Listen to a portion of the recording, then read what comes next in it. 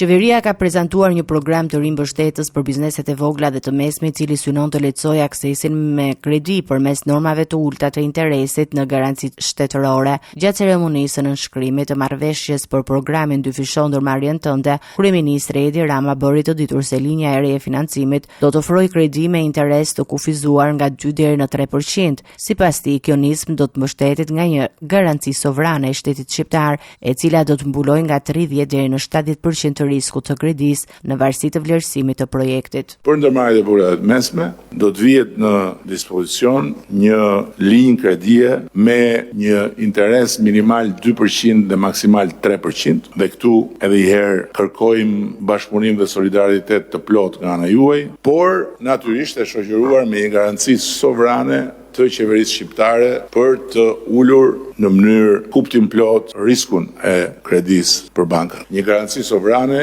që varion nga 30 në 70% sipas nivelit të vlerësuar të riskut. Rama njoftoi gjithashtu krijimin e një fondi grant që do të ndihmojë sipërmarrësit në përgatitjen e planeve të biznesit dhe dokumentacion të nevojshëm për aplikim me qëllim lehtësimin e procesit të aksesit në financim. Unë besoj shumë që